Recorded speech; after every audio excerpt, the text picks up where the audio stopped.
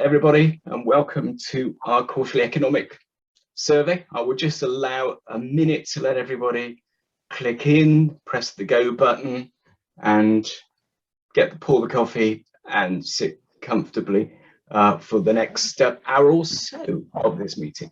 I'll introduce you to everybody in a bit, but I just want to give you that time to do it. And just to mention that in the context of the meeting today, when we talk about our region, the Thames Valley region, it's really just to mention that we will be talking about everything from Swindon down the M4, Newbury, West Berkshire, Reading, Woking and Bracknell, Slough, Buckinghamshire and Oxfordshire. It's a big old region that we look after members in, and we're quite delighted. And welcome everybody today. I'm going to hand you over immediately to Paul Britton, the Chief Executive of the Thames Valley Chamber of Commerce. Paul. Good morning, everyone, and thank you, Tim. This is our second quarterly economic survey in partnership with BDO. I'm incredibly grateful you're all using your time with us this morning. We've got the key sectors represented. This is a webinar, so you'll see some of the panelists represented, but what I'm delighted in terms of the webinar attendance, it's the key sectors that are represented by you: life sciences, education, engineering, logistics, the list goes on across that exciting and dynamic region that Tim was just talking about. Just a reminder as to why the quarterly economic survey is so important, and it's very much at the heart of our activity as a chamber. We're one of 53 accredited chambers in the UK, and we use that national footprint as well to work on behalf of our members, so lobbying locally, but making the case nationally. And Tim's going to introduce David from the BCC shortly. And I know that colleagues at the British Chamber of Commerce have been working incredibly hard with the Cabinet and with other influencers within government and further afield to make the case for the real world impact on the pressures of running a business, large and small, right now. So these sessions matter. Most of us are saying to me that we have weathered the worst of the pandemic. We hope that's behind us, and now our focus is on growth and confidence. As a Chamber of Commerce, you would expect me to say that, and I am. You know, we ourselves are looking at how we return to face-to-face events, how we bring our members, large and small, together, and I'm hugely excited about the prospect of doing that. We're starting to do that. But there are growing pressures on us and on our members, and so this is very much a real world account of those pressures. We'll talk about them. We've got experts in the room to talk about them, and also our panelists, our members, to talk about how those pressures or how those opportunities represent themselves in everyday business. So I'd like to thank our panel today. Before I hand back to Tim, I'd also like to say thank you to all of the members that have contributed to a body of work that we've been doing, where we've been putting together case studies, examples of what the results of the QES actually mean for you on the ground. And we're using those to help BCC in the conversations that you hear about shortly. So once again, thank you for joining us, and I'll check in with you at the close of the session later on. Tim, over to you. Thank you, Paul. Yeah, let's get moving along. And good morning to everybody. I suppose for many weeks now, as the summer has ended, it's felt like we've all been living in a bit of a looking glass world in which the government has seemed sceptical about the scale of the supply chain crisis, and I think David will tell you a bit more about that through his discussions with government recently. And for many of us, it's been plain to see and experience. But last week, the government announced the hire of the former boss of Tesco, David Lewis, to advise on what could be some choppy months ahead, with shortages of certain foods and supermarkets, difficulties of accessing fuel, and shortage of HGV drivers, and lack of workers in a number of other sectors, both retail and industrial. Are the shortages really a sign of a robust and fast-growing economy? Will, as the Prime Minister suggests, workers' shortages lead to higher wages, better skills and greater productivity? Or could we win a sharp rise in inflation, which could chip away at the edifice of his levelling up scheme? And will it be fixed before December the 25th? Well, to debate that, let me just introduce you to our team around the faces that you're looking at this morning. Got David Bharier, who is Head of Research at the British Chamber of Commerce, and whose job is to interpret all these details. And David, thank you for joining us. From BDO, and of course a special thanks to BDO, who's helped make this possible this morning, Carole Le Page, partner at BDO in Reading, and Carole is a corporate tax director, 18 years experience, and deals with clients from early stage business to FTSE 100. So Carole, thank you for joining us. Mark Seaden, Mark is an employment tax director at BDO. He's had 20 years of working in the employment taxes, including HMRC. We've also got some of our members with us this morning, and I'd like to welcome Charlie Walker, Director of family firm Walker Logistics, based on the Wiltshire and Berkshire border. And for those who've actually been there, the border runs straight through their premises, in fact. Walker Logistics offer B2B fulfillment and e-commerce fulfillment. Charlie provides the technology course of the business. And this year, Walkers have gained planning permission to build 130,000 square foot of warehousing in the region on their existing site, securing jobs and hopefully bringing in new businesses to the area. Kath Shimmin is chair of Blake Morgan, a full service law firm operating throughout our region. She's been inducted into the Legal 500 and the 2022 Hall of Fame. That sounds good. And leads the banking and finance team. Without further ado, let me hand to David Bharier from the British Chamber of Commerce. Welcome, David. Thanks, Tim. Hi, everyone. Great to see you today. What I'll do is, like last time, talk through the high-level results, but there's huge amounts to unpack this particular quarter, and Tim's talked through some of the sort of critical moments that we're looking at over the next few months in relation to inflation, supply chain issues, labour market issues. So there's a huge amount to unpack, which in the next 5 to 10 minutes we probably won't be able to get through everything, but I'll give you a flavour of what some of the data look like at the national level for the quarterly economic survey. So I'm just going to share my screen now. Firstly, just to echo what Paul said, this is only made possible because of your input, the input of thousands of businesses across the UK into the survey.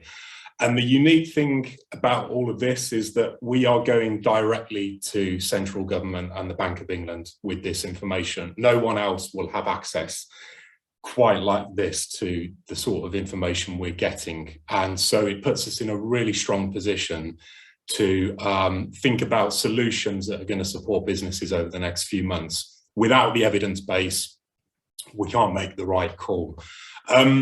But if I just quickly run through the quarterly economic survey for Q3, just as a refresher, it's an incredibly simple business survey. It's been running since 1989. It simply looks at what change businesses have experienced across a range of indicators like sales, exports, investment, cash flow, etc. It forms a key part of the Chamber Network's overall research programme, which looks at a wide range of issues from COVID, the impacts of COVID, to Brexit, to skills. So we have a huge amount, I would argue probably the most amount of information about business conditions out of any organisation going. And one of the reasons for that is because we have such a strong geographical and sectoral focus. So whereas some organisations will have only a sort of narrow sectoral focus, we're getting information back from all kinds of businesses across the UK. In terms of QES Q3, we had just over 5,700 participants, of which I think over 200 were from Thames Valley. So really strong, probably more than that actually, but really strong outcome for Thames Valley. So again, thank you for your input. And the sectoral split, which is really important, is about 75% service sector, 25% manufacturing, although the service sector is in turn split about 50-50 between business to consumer firms and business to business firms. Overwhelmingly, the data set is made up of SMEs, 91%, but because we capture a large percentage, well, quite a large number of larger firms relative to their overall distribution in the UK economy, we can draw out those comparisons to see how smaller firms are faring compared to larger firms, and there are big differences there as well. The fieldwork took place from the 23rd of August to the 13th of September. Now, in terms of the key headlines for the quarter, there are three key themes which I'll touch on. At the very broad level, what we're seeing is a general continuation of the improvement to immediate business conditions that we saw in Q2, which in turn last quarter rose from the lowest levels on record. Since the start of the crisis, all of the indicators in QES, and indeed indicators outside of QES as well, official data as well, showed just how serious this crisis was. In Q2, we saw the first signs of a return to pre-pandemic business activity, which was really positive. We've seen a continuation of that in Q3, but some major challenges have emerged around some of the indicators for structural business conditions, so investment and cash flow, as well as external pressures on businesses flowing from inflation and recruitment difficulties. So just looking at the first point, we've seen a continued improvement in indicators for immediate business activity, so things like domestic sales, business confidence, which is really positive. And we've also seen stabilization in the professional services sector in particular. So what does that look like? This graph, don't worry about digesting all the information here, but this graph shows the percentage of firms reporting a change in domestic sales in the quarter. And the blue bars indicate an increase since 2017. So this graph goes back to Q2 2017. Red bars indicate a decrease in the quarter. And what you can see immediately in the last two quarters, we've seen quite a healthy surge in the percentage of firms reporting increased domestic sales. So whereas at the start of the crisis, pretty much virtually every single business was reporting a decrease, very few firms was reporting improvements to sales. Since then, until Q1 2021, we hadn't seen really much improvement at all. But in Q2, as the economy started to reopen and restrictions were starting to lift, we saw an improvement pretty much across the board from all sectors of firms saying that sales had increased. We're seeing a slight improvement to that in turn in Q3 as well. So I think this indicates that business activity has been returning over the last few months, and that's really positive. And when you look at the sectoral split, the text is a bit small here, but what you see is that there's an improvement across the board. Every sector is continuing to report increases to domestic sales. Interestingly, the sector that is most likely to report increases to sales is hotels and catering. That particular sector saw the worst performance of any sector during the crisis, understandably. So I think this might indicate finally business activity starting to return in broad terms to that sector. In terms of business confidence, I mentioned that had also improved. This indicator is actually quite healthy, certainly by historical standards. And what we see here is that 64% of firms expect their turnover to increase over the next 12 months. So it's a longer time horizon, but most firms are basically expecting things to improve in terms of their turnover. Only about 11% expect things to continue to get worse over the next 12 months.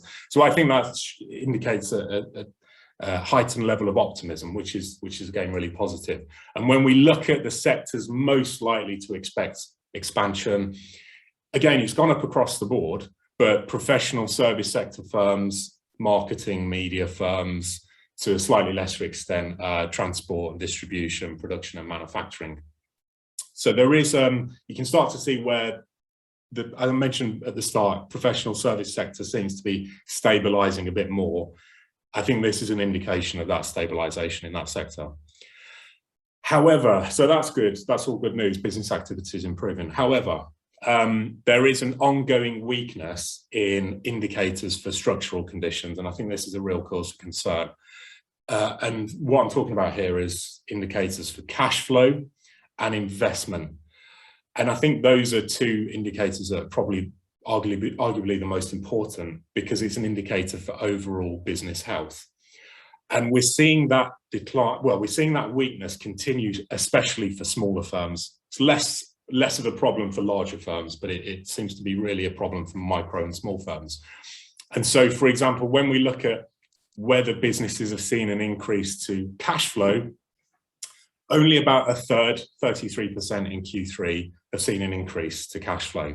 So if you compare that against domestic sales, where half of firms had seen improvements to sales and only less than 15% had seen a decrease, actually this indicator is lagging clearly, because there's yet to be a surge in businesses saying to us that actually now this is improved, the activity is feeding into improvements to cash flow. So that's a worry. And as I say, the picture's slightly worse for smaller firms overall. So only 30% of micro firms said that they saw improvements to cash flow in the quarter. So basically over 2/3 of firms there are saying that things haven't got any better. They've either remained the same from an incredibly low base, or indeed even got worse. So I think this is quite a worrying sign. If businesses aren't rebuilding cash, they're not likely to invest. There's going to be potentially a ceiling on how much investment and growth they can achieve over the next few months.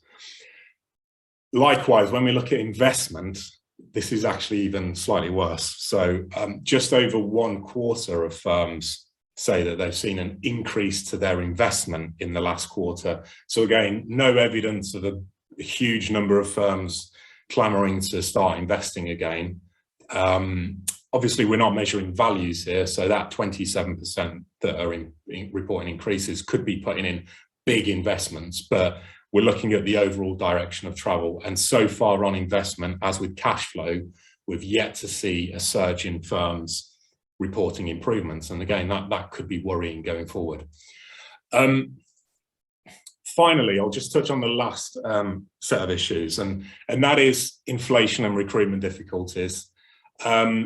If I start with recruitment difficulties first, in fact, we'll be releasing this data tomorrow in our quarterly recruitment outlook. So you'll hopefully see that tomorrow in tomorrow's newspapers. But what we're seeing here is a sort of positive story, but then it's a worrying story. So the positive story is that there's been an increase in the percentage of firms attempting to recruit in the quarter. So, and it's the highest since this pandemic started. So at the start of the pandemic, recruitment drastically fell off. So 75% of firms said to us in Q2 last year, they were not attempting to recruit. That was the lowest figure on record. So for those that are looking to recruit, 25%. In the subsequent quarters, we've seen a gradual improvement in the percentage of firms looking to take on new staff. And now we're at what we would consider firmly pre-pandemic levels. So there's quite a good number of firms now, 61%, almost 2/3, saying that they've attempted to recruit in the quarter. The challenge is that of those firms that have attempted to recruit, we asked them, are you facing recruitment difficulties? And this graph is split by sector, but the total is on the far left bar.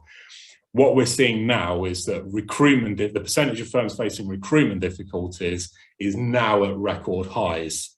So 77% of firms overall have reported difficulties getting the right staff.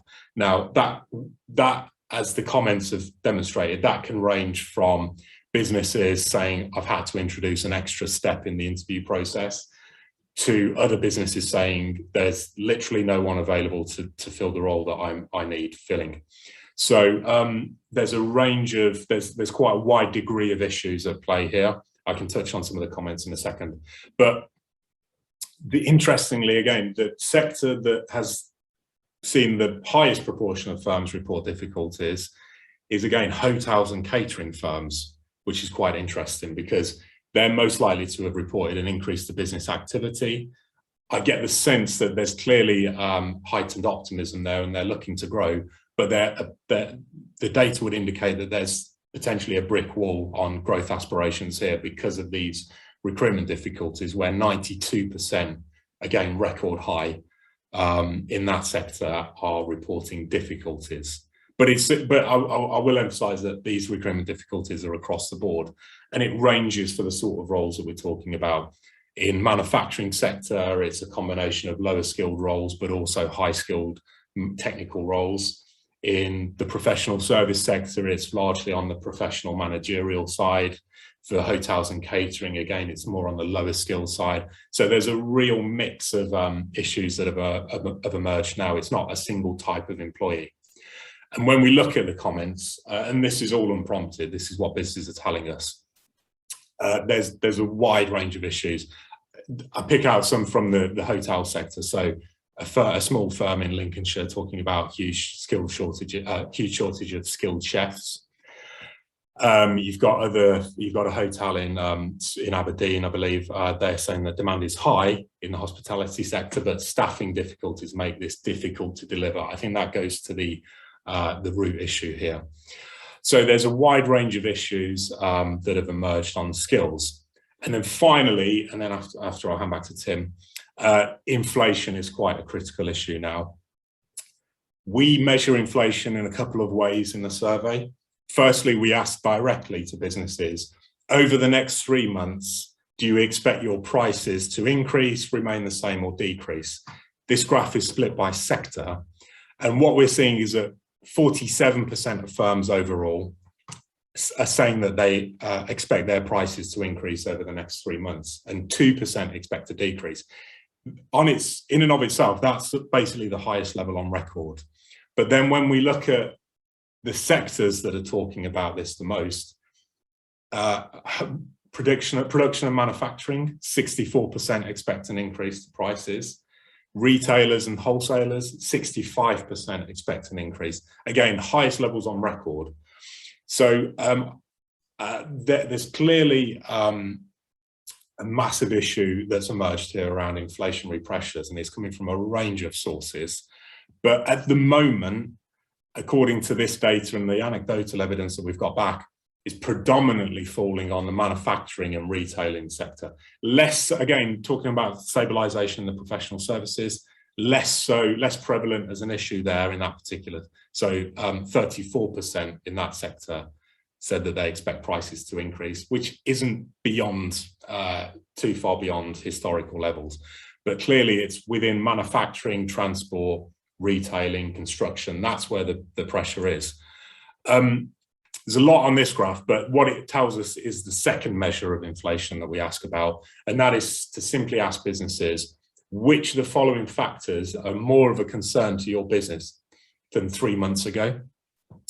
And we ask of 6 factors: interest rates, inflation, exchange rates, competition, business rates, and taxation. Inflation now, this purple bar, going back to 2017, inflation is now the top issue. 52% of firms overall say inflation is now the top issue that's concerned to their business. Goes up to about 2/3, so around 60 to 65% for manufacturers. Clearly, it's become the dominant issue for those particular sectors. And I'll just finish with a couple of comments, because I mean, in my experience doing the quarterly economic survey, I haven't really seen commentary like this before, talking about price rises of more than 150% on steel products, as one construction firm in Scotland talked about.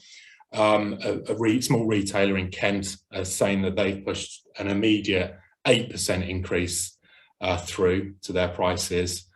Firms are identifying what some of the issues are: shipping container costs, commodities. So we've got a firm talking about in Scotland talking about granite from India.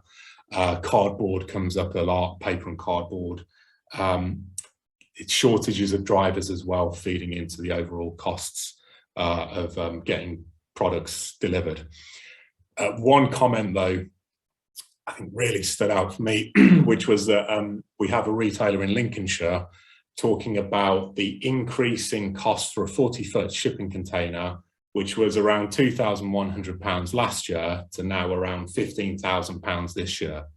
And they're also talking about shortage of lorry drivers. So it's really getting quite critical, I would say. I mean, as I say, I've never seen this sort of data or this sort of commentary back from businesses before. So I think it's really at the forefront of a lot of businesses' minds at the moment. The BCC has been calling on government to look at a wide range of activities. We've been speaking to the Bank of England, Treasury, Department for Business. We're engaged with them on an almost daily basis, Cabinet Office as well. And I think we are starting to move the thinking on this now. So we were talking about inflation a few months ago, and the Bank of England still sort of maintained this idea of transitory inflation and that it would pass through.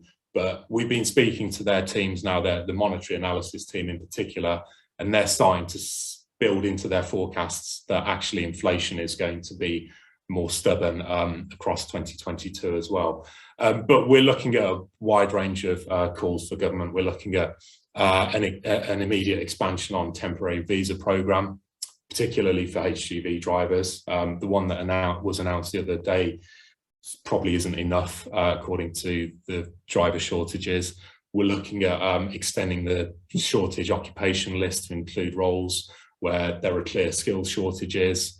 There needs to be a lot of work on the business supply task force, creating an SME energy price cap, revising steel tariff quotas. There's a whole package of individualised activities that the government could be looking at to try and pick off the myriad issues that have emerged in the last couple of quarters. But happy to touch on any of that in more detail. But with that, I'll just hand back to Tim.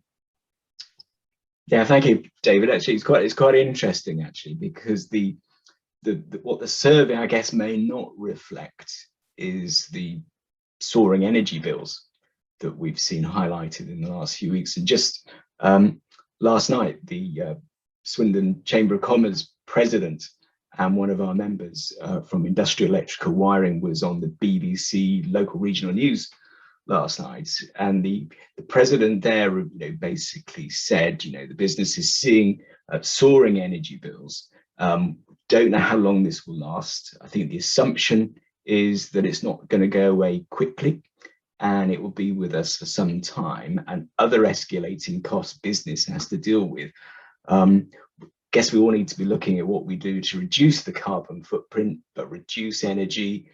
And lots of businesses are concerned they won't be able to absorb the higher costs, and the only solution, therefore, is to pass it on to consumers, which will mean higher prices for us all. Do you think that's a fair reflection? Coming through? Absolutely. I think this is very, very well put, Tim. I think the challenge with all of this is the convergence of factors. So if it was just energy, government could focus its efforts fairly sharply on resolving that. When you couple that with shipping container shortages, HGV driver shortages, commodity shortages, what's happening is that businesses that are seeing a return to business activity and increasing their sales are having that completely undercut by these inflationary pressures across the board, energy being a substantial one now, which then is going to threaten the long-term recovery because businesses aren't able to invest back into the economy. Thanks, David. What I'll do is we'll return with some more questions in a while, and I would all those who are out there listening and watching this, please put your questions in the Q&A box, and I'll happily pick them up and put them across to the panel in due course. But please let's now go to Carole Le Page from BDO, and thank you for joining us this morning, Carole. And I'll hand over to you for a reflection on the regional results of our survey. Great, thanks a lot, Tim, and good morning, everybody. I'm going to talk about the Thames Valley results. Overall, they're positive, with an uptick in performance continuing that we saw in Q2. So that's been ongoing through the quarter. Strong results for sales, orders, cash flow, and recruitment, albeit there are a lot of challenges still evident, very much in line with the national picture that David presented on as well. So looking at overall performance, I'm going to throw a few stats at you. So UK sales and orders in Q3 for our local businesses have increased for more than half of the respondents to the survey. It's greater than the national average. Perhaps it's a reflection of the high tech and life sciences presence we have within the region, because that part of the economy has been particularly resilient. Overseas sales and orders have also increased for around a third of businesses. It's lower than the UK sales increase, so there might potentially be some challenges there regarding overseas trade, but it is an increase of 10% on the Q2 local picture. So perhaps an encouraging sign in terms of how businesses are emerging from COVID. They're also, of course, coping with the world post-Brexit, and trading within the EU post-Brexit means increased paperwork, which can be off-putting, particularly when you've got increasing domestic demand as well. So I'll be interested to see what happens with that overseas picture in Q4 and beyond. So local cash flow has also increased similarly to the national picture as well. Almost 50% of businesses in the region have reported improved cash flow in this quarter, which is actually better than the national average, which I think was 33%. And it's also better than the position that was reported in the region in Q2, which was just below 40%. So only 11% in the region saw a decline in cash flow compared to 22% nationally. So the region seems to be in a strong position compared to other regions. Investment increases though in the region, they're only just over a quarter of businesses are doing that, showing perhaps a little bit of caution with what they're actually looking to do with their cash. Almost 60% of businesses in the region were recruiting in the last 6 months. So again, increase from last quarter, and 41% have actually reported an increase in their staff headcount in the quarter as well. So plans for growth in the region seem to be continuing. And there are a lot of sort of full-time roles being recruited for out there. I think about 75% of all recruitment is for full-time roles. 58% of businesses in the region also reporting that they're operating at below capacity, compared with 54% in Q2. So that again suggests that there is the scope for further growth over the coming months. So all that said, a lot of positives, but clearly a lot of challenges that businesses are having to deal with at the moment as well, particularly around recruitment and skill shortages, inflationary pressures, and as a tax partner, I have to mention tax concerns as well. So I will talk a little bit about tax, but I promise not too much. So turning to recruitment first, skill shortages are very high profile at a national level at the moment. Roles such as HGV drivers and care sector workers being particularly highlighted in the press. In the Thames Valley, 56% of those recruiting are struggling to find staff. So that's actually a big number, an increase from Q2, but better than the national position that David mentioned. It's evident across the spectrum of roles though, so it extends not only from those that we're familiar with from the press, but also to other areas such as professional services, clerical staff, etc. Reasons have been well documented, including people returning to the EU post-Brexit, going back to the EU maybe due to COVID-19, and then also sort of pay levels and working conditions as well. So a number of businesses are actually concerned about the impact of the cost of pay in the context of whether they'll need to raise prices in the short term. That was coming out of the regional data too. Very reflective of the competitive market that I've already mentioned, and perhaps not a surprise, partly due to changes in off-payroll labour that came into force in April this year, which mean that certain individuals previously paid as contractors now need to go on the payroll, with increasing sort of tax cost on that. In addition, the recently announced national insurance rise from April 22 and the subsequent health and social care levy are going to be leading to concerns around the cost of pay, as well as there will be a number of businesses that have claimed the coronavirus job retention scheme, which has now ceased. So that will be putting pressure on costs as well. It's interesting that a little over a quarter of businesses in the region reported plans to increase investment in training over the coming months. that's likely to be a really positive thing in terms of retention of existing staff. And we are seeing that employers are focusing on staff development and well-being with that kind of retention agenda in mind. So moving on to inflationary pressures, around a third of respondents in the region cited these as more of a concern now than they were 3 months ago. But of course, we need to view that with a little bit of caution given when the survey was done and the very recent developments in that area. So that number is lower than national average, but it is still a high proportion of local businesses, and they are facing cost pressures that they're suggesting they may need to pass on to customers in due course. Just over 40% cited raw material cost as being a particular concern, which perhaps is not surprising given supply chain shortages and might even be higher if we did the survey now. And 42% also expect their prices to have to rise over the next 3 months, which is, again, a little worrying. It will be very interesting given the sort of dramatic rises in energy prices and, you know, the very recent sort of trends in that area, what the position will be in terms of Q4 and beyond there too. So as I said last year, I have to mention tax because that's what I do. So around 20% of businesses in the region are more concerned about tax than they were 3 months ago. So that is a reasonable proportion of businesses. There's been a lot in the press lately about how tax will be used to fund some of the COVID-19 debt, and some changes already announced. For example, we know that corporate tax rates are going to go up to 25% from April 2023 for businesses with profits above 250,000 in a year. And also things like personal allowances will be frozen, for example, from April 22. So that will effectively raise more tax as wages increase. I'm sure you're aware that there's a budget at the end of this month, which I am watching with interest. There's a lot of speculation about whether the Chancellor will announce further tax rises then.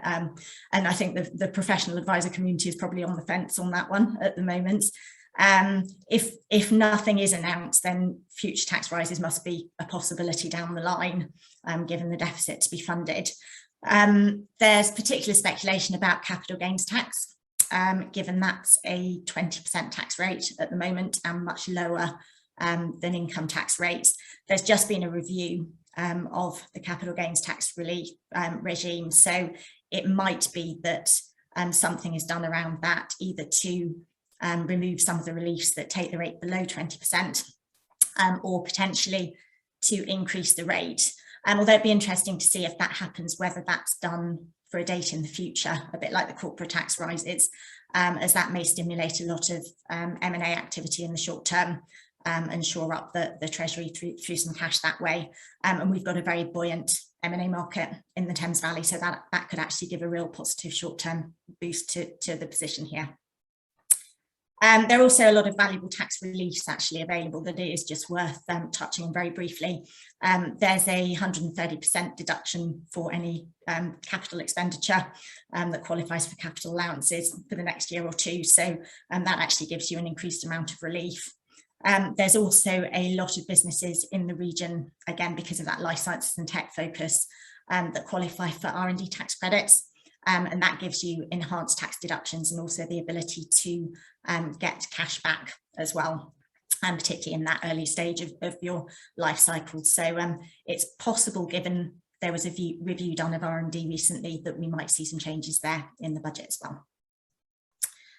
So looking ahead, just over 80% of local businesses expect turnover to improve over the next 12 months. So again, better than national average, real positive. And an encouraging sign that the region is hopefully going to continue to grow. Only 53% believe profitability will improve though, and I found that kind of difference quite striking, and that's definitely a more dramatic difference in the two than was there at Q2. So I thought that was quite an interesting statistic. Seems very reflective of the upward cost pressures businesses are facing and the choices they have to make about whether they pass that on to the end customer as well. So to sum up, Thames Valley, I think, is in a strong place compared with the national position. Growth is expected to continue by the looks of it over the short term at least. But there are a number of challenges, particularly around recruiting staff and inflationary pressures, just like with national businesses. And it does seem that sort of level of challenges are going to continue and maybe even increase over the coming months. Thank you. Carole, I know you've got to leave us very, very shortly, so I'm going to just pile in with a couple of questions, actually, if I may, that I've got here. Actually, you referred to the 130% tax break that's available this year. So one question we've had, that with that super deduction available up to the end of this tax year, is there actually enough time for that to be implemented, do you think, for businesses? Yes, I mean, that 130%, I think it came in earlier in the year, and it's going through to 2023. I think it's the end of March at the moment, 23, and that 130% is in place for. So if businesses are spending on the right sort of capital expenditure, then that should just be something that they file through their tax returns, claiming the appropriate amount of relief. I just wonder if there's actually physical time to spend it. I know that seems a ridiculous question, but for those who are planning, should we say some R&D and some expansion? I'm just not sure there's time to actually spend it in time. Yeah, I mean, it is driven by what businesses are able to spend, because the whole driver is to sort of encourage that investment in the economy and stimulate growth, I think. So I imagine there is, but because there is that cash flow available, coming out of the survey, that businesses do seem to have cash. But of course, they do have to make some difficult decisions at the moment. Yeah, sure. And do you think, given the upward pressure on salary costs that we're seeing at the moment, that the balance of employee remuneration packages is likely to change as well? Yeah, that's an interesting question, actually, because within the sort of tax world, I do a lot of work with kind of early stage businesses that are looking to grow, and then sort of help them through that sales and M&A process as they exit, and they use a lot of equity because it's not cash, so it kind of attracts employees, and it can be delivered very tax efficiently, and it gives the potential for large gains in the future and lining everybody kind of on that growth journey. So I see a lot of that already, and I'll be interested to see whether that's perhaps used a little bit more, or whether some other sort of almost variable pay becomes more prevalent, so that businesses are not spending cash without earning it. But I think it's early days. I'll be interested to see what trends come out from our client base. For sure. And in terms of your client base as well, are you finding that the businesses are more focused on attracting the best talent, but are not so bothered post-COVID where they are based in the world, when considering this? Are those discussions you're having with your clients? Yes, it's interesting. Over the last few months, I've had a few discussions with clients where they've been debating the future of their office, for example, and also looking at the fact that the talent is more important than where they're based. So there are a lot of people, say, who had employees who went and worked abroad during COVID, for example, if they have families there, and they actually want to stay there longer term. So you might have a UK company employing Fred in France, and that can come with a whole raft of kind of complexities to manage, on the tax side, in terms of sort of payroll taxes in France, in my example, and corporate tax potentially within France, depending on what that individual does. And then also there are a raft of other issues from a legal perspective, health and safety, etc., etc. So businesses are almost having to weigh up that kind of choice between attracting the right talent and letting them do what they want to do and be as flexible as they want to be, versus the kind of pain and admin and sort of the additional costs, really, of being compliant in whichever country or countries that they're going to let their people be based in. Thank you. I must admit, I heard a member talk about the other day that he was a sort of a down near Reading and Slough, and he was paying sort of the London waiting, if that makes sense, and he was saying that suddenly his new members of staff were in Glasgow, and was that going to be a new suburb of London? But I guess Nicola would be less happy with that particular comment. But there we go. Yeah, no, indeed. Yeah. It's definitely an increasing trend we're seeing of it not mattering so much where you're based, particularly in businesses where going to the office is less important. Absolutely. Carole, thank you very much for your input. I know you've got to dash off shortly, but if there's any more questions arrive, I will bring you back into the conversation in a little while. Great. But otherwise, thank you ever so much and for your contribution summing up the Thames Valley position.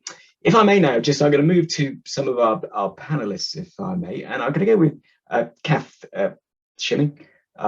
Kath, if you would like to perhaps talk about from a legal perspective and what your firm is seeing across our region.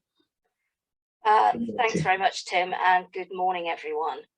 I think by and large, I'd say that our experience largely mirrors the reporting that's come through from David and Carole. It's a cautiously optimistic world out there, I think. But I think the sentiment has changed quite a lot in the last 3 or 4 months as some of the new difficulties facing us are becoming apparent. I think for us that manifests in a very interesting pattern across our different sectors of work. So, for example, we have been doing a huge amount of work with our public sector health practice, where, as you can imagine, there's huge demand in terms of commercial contracting for virus and vaccine supply and all of the things that go around that, and the related life science and tech businesses that sit with that. Corporate transactional work, yes, the M&A market is quite buoyant, but I think some of that is pent-up demand in terms of businesses that have been ready for change or management change or owner change for some time, and have now decided that now is the moment to seize to do that. What I think goes with that is a few businesses out there, and there's this kind of mismatch, I think, which has been highlighted a little bit between the sort of the rich and the poor, the big and the small. A lot of larger businesses, I think, are sitting on quite large cash reserves because they did hunker down during the pandemic. They did take advantage of what was there to assist them, and it worked very well for them. For smaller businesses who are more, are closer to the edge, if you like, in terms of what their cash reserves might look like, they're the businesses that have been hit really, really hard, that are now struggling to re-establish themselves because they don't have that underpinning. For larger businesses, we see a few of them now out there looking to acquire. I think there's more out there in investment in terms of acquisition, perhaps, than there is in bricks and mortar and kit. But I suspect that that's not going to be far behind. Certainly, if you look at our construction and infrastructure teams, they are busy. And some of the things they're working on are very large projects, partly government driven. But I think the hope is, things like HS2, it will drive investment into our region because it's going to go right past it. So there's all of those factors in play. If you look at what's been going on in the finance sector, which is my particular bag, obviously lending has been massively busy over the last quarter, 2 quarters with the various government loan schemes. What we're now doing is, I think there's a bit of sitting back and looking at that. Again, what's interesting, for a lot of the larger, better resource businesses, they haven't used CL bills or C bills because actually their banks have been prepared to offer them different and better and more long-lasting packages. So they bypass that route. And what you're seeing for other businesses now is that their lenders are looking at them, working out how you transition them out of that process, the extent to which that will be done by straight bank refinancing. But in some cases now I'm starting to hear mutterings of individuals who are being told that their funding, or firms who are being told that their funding won't be continuing, and therefore are now struggling to work out how they replace that funding. So whether what we're seeing now is a bit of a declining pattern in terms of businesses that have been supported both by the government schemes and by the debt profile over the last year or so, with some businesses not actually being able to make the transition back into what you might call normal trading. So far, if you talk to our insolvency teams, there's a lot of work going on around restructuring, refinancing, rebasing, not so much outright insolvency. But one does have to wonder how long that will continue. I think what sits with that is, the conversation we've been having about inflation. Every inflationary marker is going the wrong way. So we have a shortage of staff in almost all sectors. Skills level are at an all-time low. What we don't seem to have managed to do as a nation is recognise in 2016 that if we were doing Brexit, we needed to start training people now. But I think that's only part of the sort of the recruitment issue. I think the other thing that we're seeing is a direct consequence of the pandemic, which is this kind of what's been called the Great Resignation, with people perhaps coming to the conclusion that they don't want to travel to work, they don't need to travel to work, they would rather take different kinds of jobs closer to home, and therefore aren't interested in continuing to pursue the roles that they previously did. That sort of ties back into Tim's comment about whether or not now you can have a much more dispersed workforce and have people working in all sorts of different places. You can if you can drive the tech, and you can if you can figure out how to have a management and work culture that embraces that. Certainly for our firm, we've had to think very hard about the extent to which we want to be a virtual firm and the extent to which we value the face-to-face element of our day-to-day lives. And what's come very clear, particularly from a mental health point of view, an awful lot of individuals are opting to be back in the office because they, for very many reasons, they don't find it possible to work at home. What we're seeing with that, interestingly, is a big influence and a big emphasis on mental health and well-being. That's coming through particularly in employment teams, and I would encourage every business out there to look very hard at how they approach mental health and well-being across the piece. And it's a very broad piece, and I know there's lots of comments about snowflakes and this, that, and the other, but practically speaking, we ask an awful lot of individuals in employment today, and therefore part of being able to recruit and retain people is going to be a proper focus on how we make sure that they are kept, you know, to be honest, at their best. That's our, you know, that's our responsibility. And I think it's also going to be something that if we don't look at it, it's going to start come through in tribunals and that kind of thing.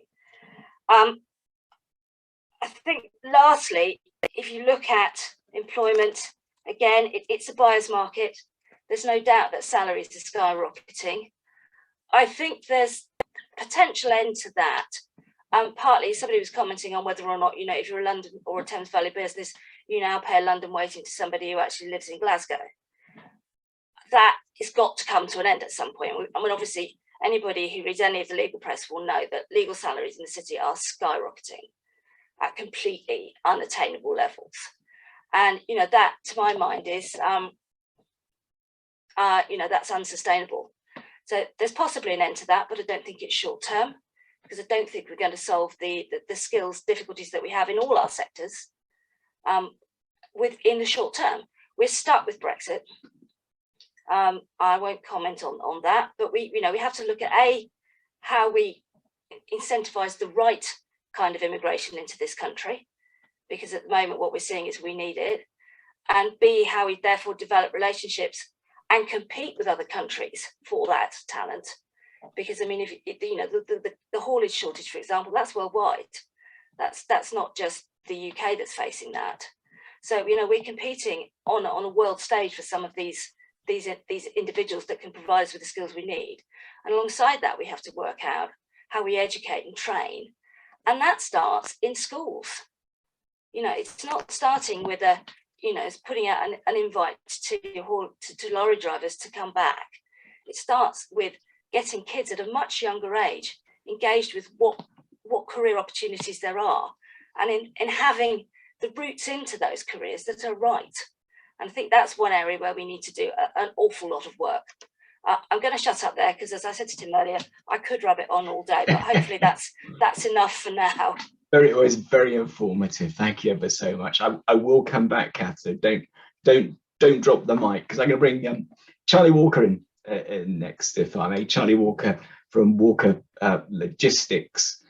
Charlie, morning to you. You've been listening intently, and your business has grown exponentially in the last couple of years.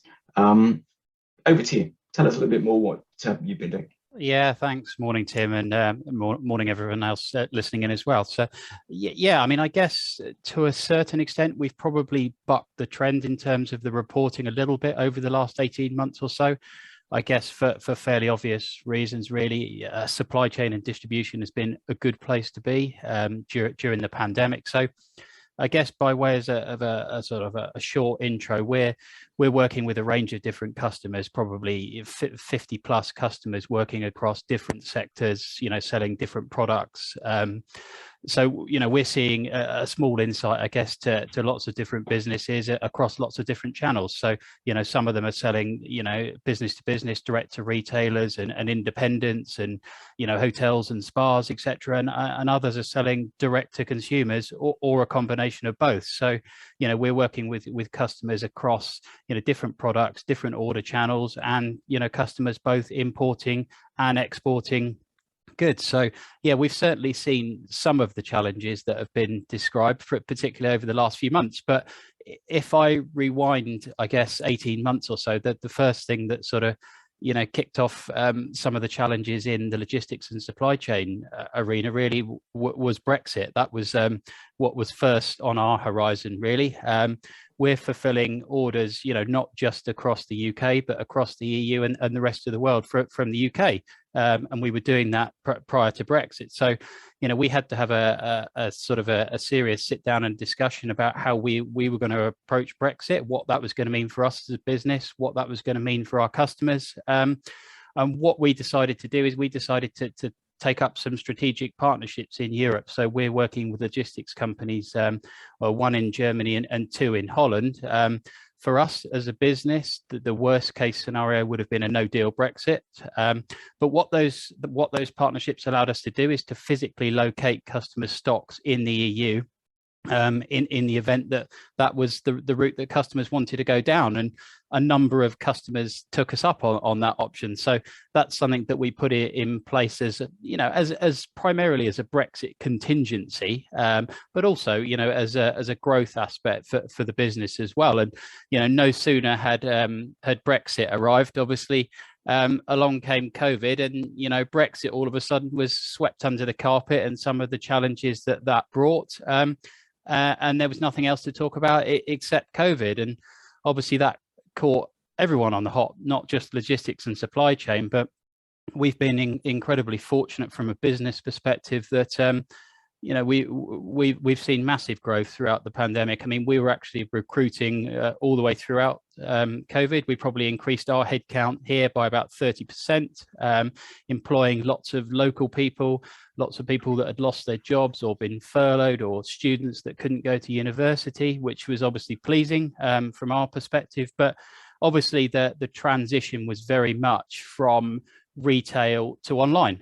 So as an example, our online orders across the business went up over 400% over the last 18 months. And that's existing customers increasing their online order volumes, particularly obviously at the start of lockdown, food customers and customers supplying to the NHS, those kind of products, but also businesses that traditionally couldn't find a route to market online, all of a sudden, needed to find a route to market online, which is, what we're here to do, and to help them overcome some of those challenges. But the fact that we were doing well as a business doesn't mean that it was without its challenges. Obviously, we were operating from the same facilities with those increasing order volumes, and trying to increase that throughput and dispatch was obviously a challenge. We increased our headcount, but obviously we had to factor in social distancing and COVID protocols to make sure we were doing that safely, and looking after our staff, which is obviously our number one priority. So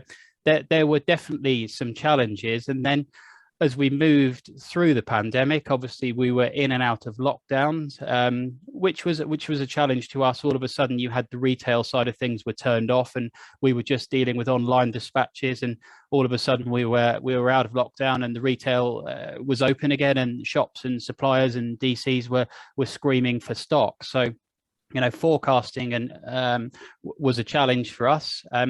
And now we're sort of, dare I say it, back to a level of normality. Although I think we'll see how that goes. It's obviously busy across the board. So we've now seen all of the influx of the stock for what I think will be a bumper Q4, with the novelty factor of people being able to go out to the high street and physically do their Christmas shopping and meet people, as well as what I think will still be busy online with the usual Black Fridays, Amazon Prime days, and Q4 generally. But yeah, you can definitely add in some of the other challenges that others have been talking about as well. So we're lucky that the shortage of HGV drivers doesn't directly impact us, because it's not what I'd call a core service offering from our business, although it does provide some acute challenges, particularly around the haulage of goods from port into our facilities for customers. And there has been some delays for some of our outbound dispatches. That's hard to deny, and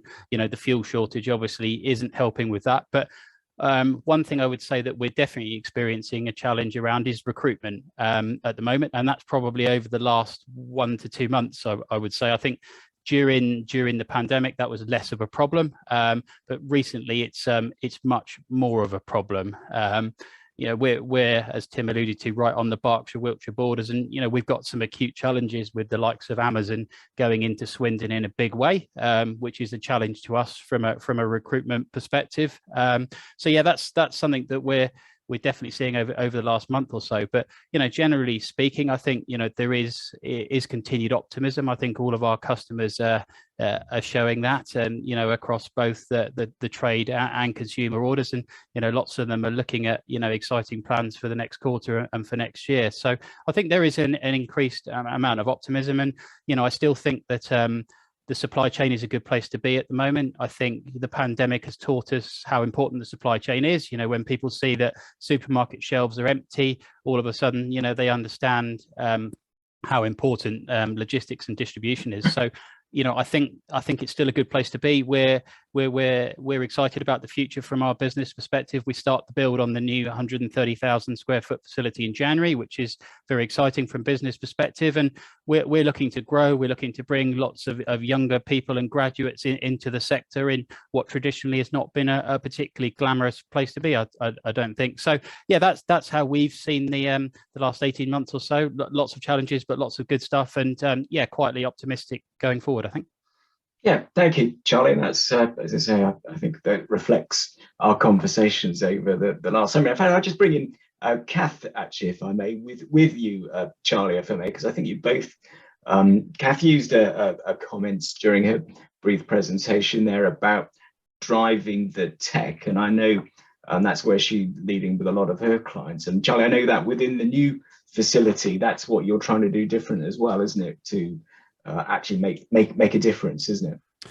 Yeah, I think so. I mean, to an extent, tech's at the heart of our business. Without boring you with the detail, we obviously have a central warehouse management system which controls the inventory on site here. So we know how many products we're storing for customers, where it's located, how quickly it's selling, etc. But we are sort of very traditional as well, in that we're hand pick and pack. So humans are at the core of what we do. We're not an Amazon where everything's robots and automation. Yes, there is automation for some processes where we see repetition and efficiency. You're right, that will be the driver for the new warehouse, and we will be moving more in that direction. But I think humans will still be at the core of what we do, because we're dealing with so many products and different sectors and different companies. It's hard to fully automate, and I don't think we'll ever go down that route. But I think increasingly automation and tech will be a key driver in the business going forward. Thanks for that. And Kath, would you agree with that, with what you were saying? You used the word about driving the tech, and that's why I picked up on that particular. Yeah, I mean, it's quite interesting, isn't it? I'm old enough to remember when technology was starting to come in, and the car plants had their first car building robots, and everybody was completely up in arms about the fact that this was going to take jobs away from ordinary people. Now we're in a situation where we can't get enough people to do the jobs, and the question is, to what extent can we replace them with automation technology? In my sector, and a lot of businesses in the services sector, it's to what extent can you use these computer learning and automatic, AI systems to replace some of the more repetitive tasks. I think where I do sort of echo Charlie is the question of how far you go with that, in terms of, at what point, particularly in the services industry, do people want to buy people, not robots? And if you are using automation to drive some of your more repetitive processes, it then begs the question of how you're training your next generation of skilled individuals. Because as anybody in the services industry, you start by doing the basic stuff. If you talk to the banks, they have a big challenge, because junior people coming into the bank don't want to spend 2 years reconciling account statements. they want to move on to the next thing and the next thing. So rebalancing that whole process is really important. And as Charlie says, finding where you put the humans in that process is even more important.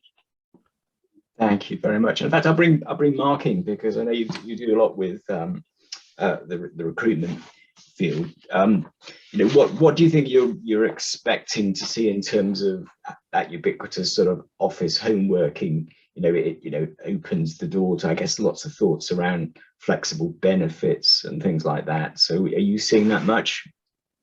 Yeah, I think it's actually quite interesting, because if you look back over time, similar to Kath, I started working at a time when everybody got paid by the hour or a salary, and that was it. If you're lucky, you got a bonus, and that was it. And you might get a benefit, and you will get that benefit whether you want it or not. And then we moved through into a more flexible way of rewarding staff around flexible benefits, a bit of pick and choose what you would like your reward structure to look like.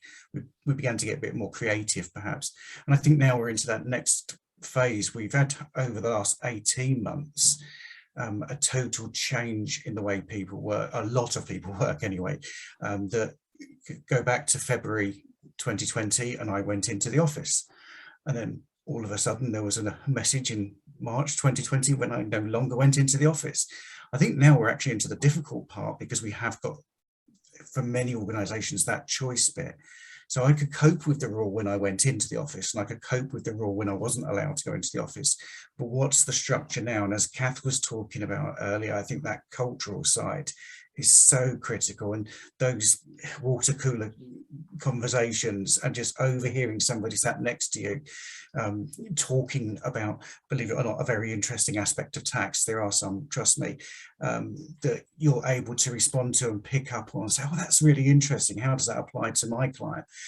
So we're going through that at the moment at BDO, and I think that's going to be a part of the reward structure going forwards. Your opportunity to work collaboratively and flexibly and get that to really gel together, so that it's not all flexibility about what I want, but it's actually flexibility about my colleagues and my clients as well, and how does that all come together. And I think over the next year we're probably going to make some big mistakes, and we'll have some big successes, and we'll work out how it's going to look. But I do think it's absolutely critical, yes. Yeah, and a general question to the three of you, I guess, and I think Charlie picked up on it, and Kath mentioned it also, was around the members of staff that we employ, or even ourselves. We're looking at greater options, and they want people's expectations are greater. Whether you're a greener employer rather, and what incentives. I guess that's rolling through minds of everyone as well. Yeah, definitely from our perspective, I think, I think as Kath alluded to as well, that, people are very much going to be looking at, your principles and your morals as a company, your mental health and well-being, your sustainability, your green credentials, and all of those kind of things that I think, traditionally people may have had a cursory glance at, but wouldn't have looked at in a huge amount of detail. So, that's very important to me, particularly with the build of the new facility. That's something that we're really, really going to be focusing on. But I think you're right. We're all at a crossroads, aren't we, where we want to go as a business, whether we want to be virtual or whether we want to return to the office environment. In fact, whether we can be a virtual business, and whether how you see yourself as a business and where you sit in terms of automation. I mean, we very much obviously focus on service, and humans are at the core of that. We don't want an automated system where somebody's press 1 for this, 2 for that, and you never get to speak to a human during the day. I personally find that incredibly frustrating. So it's going to be an interesting few months ahead, isn't it, where we all decide to go business-wise. Just picking on that, I think that's absolutely right. I mean, I like Mark's comments about the water cooler conversations, but what I really notice, because I'm back in the office fairly regularly now, is it's just wonderful to hear people laughing. It's a really simple human contact thing, but coupled with the collaboration and the and the kind of work side of things, just those interactions, to hear people laughing, enjoying each other's company, is brilliant. But more seriously, the getting that balance right is very hard, and it's about another word that's come up quite a lot today: partnership. I think employers increasingly have to view their relationship with their staff as a partnership. It's not a boss-employee relationship. It's what are you looking to get out of this? What do I need you to deliver so that I can give you that? And so that whole relationship has become much closer and more interactive than it ever used to be. And again, I think that comes back to, talking to people, talking to your staff and listening to them in terms of how they want to work, and then how you can fit that into what you need to deliver. I think that goes for our customers and clients as well, isn't it? We've got to be much more aware of what they're telling us, because I think that's whether we are a company of one or many, the same applies, doesn't it? It's how we deal with those customers. I think that's the important part. Charlie, Kath, thanks very much. The next question, Mark, is definitely coming your way because I can't answer this one. We've recently reported, this is around the lorry drivers situation, the top reasons for lorry drivers leaving the profession recently is the new IR35 rules. Would it not be, the question goes on, why does the government not recognise the working outside IR35 as a lifestyle choice as well as an employment choice, and restore some of the freedom and entrepreneurship back? It's a nice, easy question. Briefly. So, yes, in 2 lines. Well, I'm not going to be able to do it in 2 lines. I think it's important to put this into the context, because the new IR35 rules are not actually that new. They were brought in 20 years ago, but it's just at that time when the government wanted to make the end user responsible, everybody said that's unworkable. Let the personal service company make the decision, because what we're looking at here in a simple form is BDO engages Mark Limited to provide Mark, and therefore who has to operate PAYE. And the new IR35 rules basically say that BDO has to make that decision. Does Mark look like, smell like, sound like an employee? If he is, we operate PAYE. If he's not working in those circumstances, if he's able to profit through sound management, if he has control over how and what is delivered, if he can make sound business decisions, if you like, then he's not an employee and he can be paid gross to reflect that.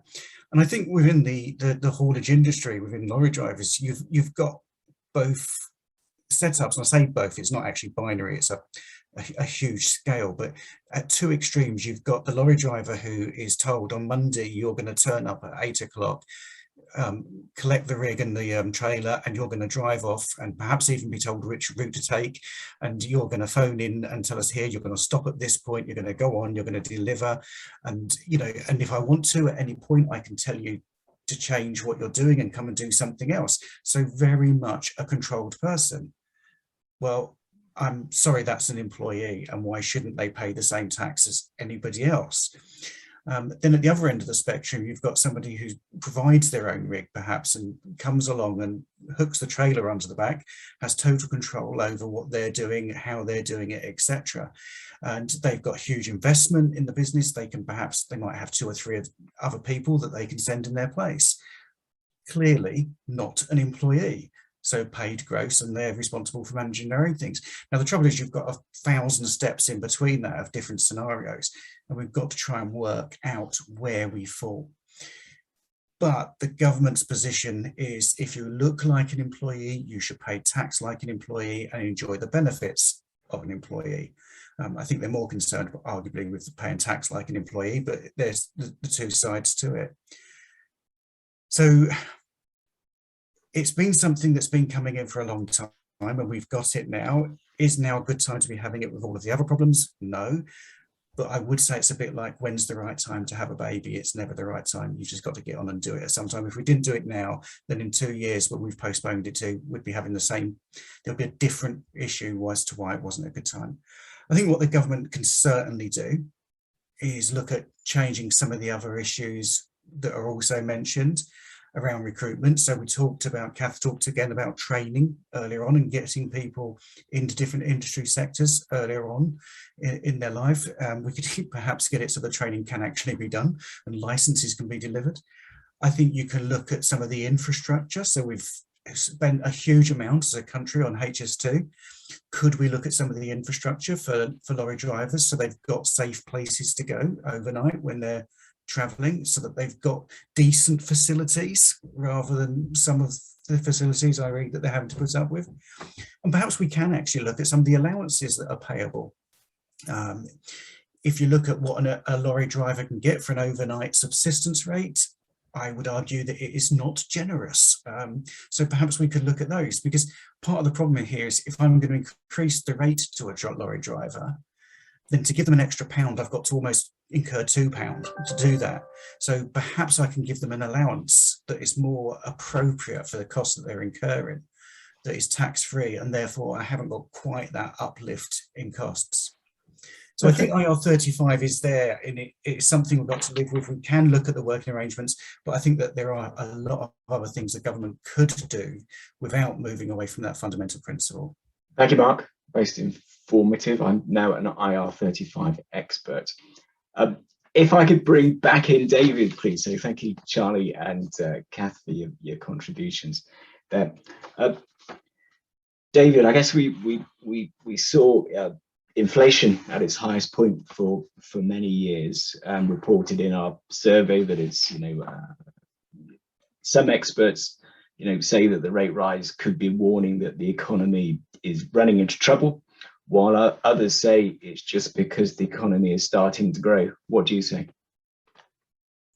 Well, I think there's a massive convergence of factors. Some of the things that the panelists have talked about play into this. So one of the fundamental challenges we have is that we've entered into a period, not by choice, but by the consequence of a pandemic, into a massive structural change of the economy. And what we're trying to do is get to the other side of the river, which would be a high wage, high skilled economy, which we all want. But the pace of development is probably one of the problems we've got, is that the pace of development is too quick for a lot of smaller firms. So job skill shortages, commodity price increases, shipping container price increases, energy increases, all of this is not what you would pick and choose to move to a high skilled, high wage economy. So I think there's an element of fixing the immediate problems before we start transitioning to a new structure. So on shipping container shortages, for example, that's probably a feature of the market rather than anything else. It's I mean, maybe Charlie will know a lot better than I will on this, but seems to be more about a structural shift in the market consolidation of shipping container providers. Brexit has also played a big role in introducing new checks and new costs for businesses. Energy prices are going up, and we've got shortages of key employees. So this combination of factors is probably unprecedented for most businesses. So it's about how do we pick off each of those individual factors. And if you did that, there's a potential that you would mitigate the impacts of inflation, because if you allow things to continue running away, that's when you're in a sort of potentially a stagflation type arrangement, whereby inflation continues to rise, but business growth just isn't ramping up because the margins are being cut into. There's less cash available for investment, as our data is showing. So it's a complicated set of factors, I would probably see it as, and I think there needs to be a clinical approach to dealing with each one. Thank you very much. I'm mindful we're now just coming to the end. Just one final question and very brief. Interest rates watch, Bank of England going up. Do we think yes or no? Very hard to say. I would probably say that they would be very reluctant in any time soon, but I think you might start to see the voting records ebb away, so more MPC members might start to raise concerns about keeping interest rate this low if you've got such runaway inflation. I don't think they would want to do that because businesses need access to finance still to paper over the cracks of cash flow, but also to invest.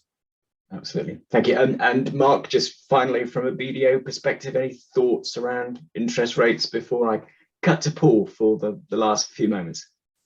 I think I'm inclined to agree with David around the interest rates.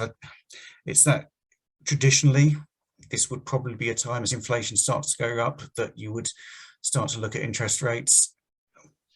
I think it's going to be a step that's taken at some point reluctantly, but I would be personally surprised if it happened immediately, but it's certainly going to be the pressure there.